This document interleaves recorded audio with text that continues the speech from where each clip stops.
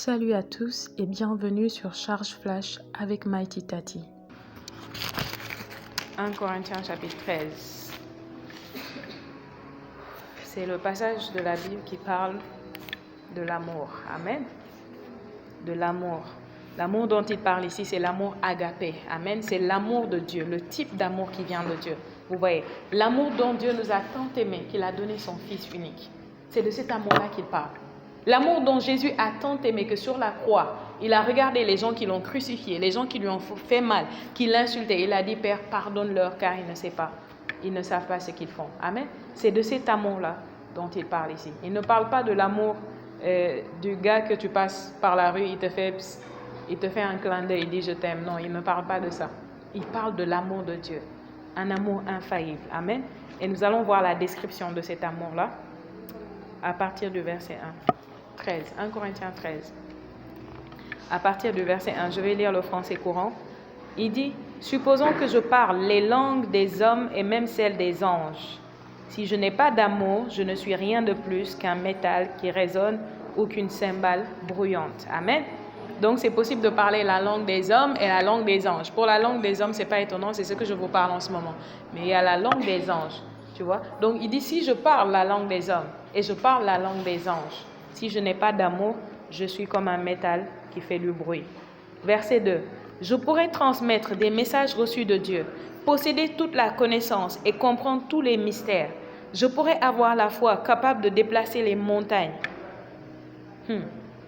Si je n'ai pas d'amour, je ne suis rien.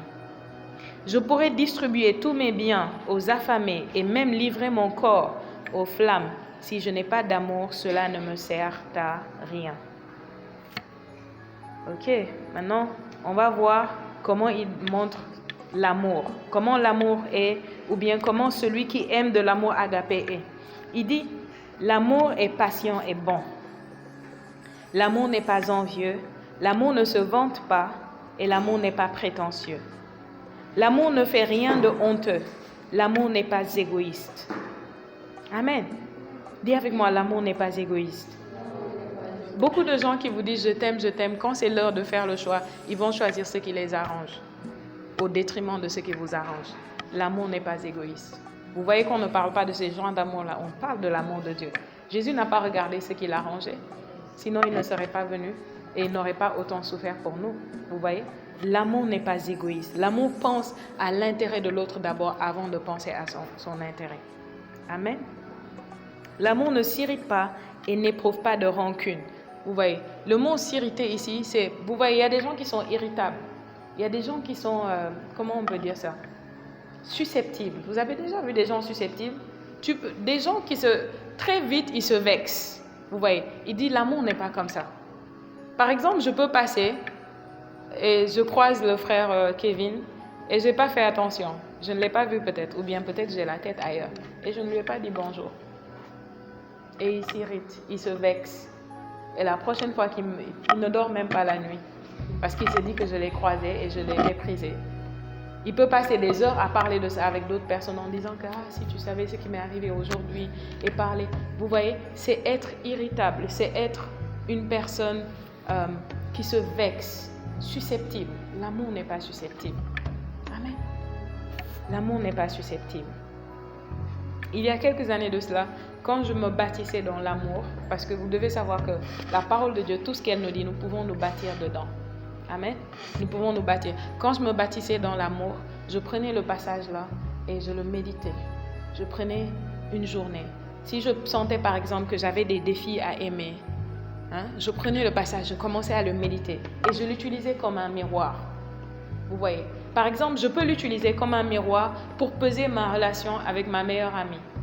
Je peux avoir ma meilleure amie, elle fait un truc qui me dérange, qui me fait mal, je suis dérangée. Et je me rappelle de ce passage, je prends ce passage, je lis et en le lisant, je filtre. Est-ce que ce que je suis en train de faire avec elle, est-ce que mon comportement, ou ce que je ressens même, peut-être que mon comportement n'a pas changé, mais au-dedans de moi, j'ai une lutte. Est-ce que c'est conforme à ce que ça dit? Si ce n'est pas conforme, alors je me repens. Je dis, je ne suis pas en train de marcher dans l'amour.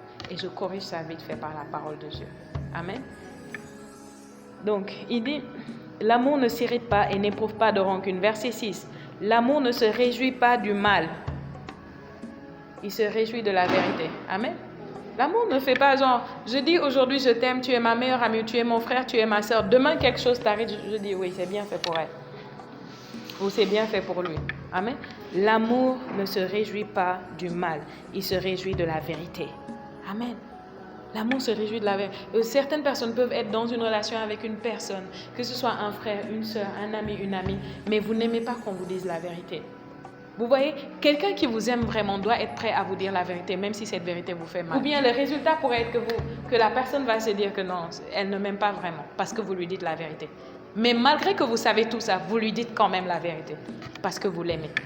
Et certaines personnes sont en danger parce qu'elles passent leur temps à se débarrasser de toute personne capable de leur dire la vérité en face, capable de leur dire non, capable de leur dire quelque chose que les autres n'osent pas dire. Si vous n'avez pas dans votre vie quelqu'un qui est capable de vous dire quelque chose que personne n'ose vous dire, vous êtes en danger. Si vous êtes entouré que des personnes qui ne font que vous dire des choses que vous voulez entendre ou qui évitent de vous dire ce qui vous fait mal, vous êtes en danger. Vous n'irez pas loin dans la vie. Alléluia. Lisez la Bible, vous allez voir. Même les grands hommes, ils avaient des conseillers. Ils avaient des gens à côté d'eux. David avait le prophète Nathan qui était capable de le regarder dans les yeux et de dire, roi, ce que tu as fait avec la femme de Uri, la femme de l'autre qu'il a pris et qu'il a fait tuer à la guerre, c'est mal. Voici la parole de Dieu pour toi. Dieu devait faire confiance qu'il y ait un homme à côté du roi pour lui dire sa parole, même lorsque cette parole est difficile à entendre. Alléluia. Donc il dit, l'amour se réjouit de la vérité. L'amour supporte tout et garde en toutes circonstances la foi, l'espérance et la patience. Amen. Donc il dit quoi? L'amour supporte tout.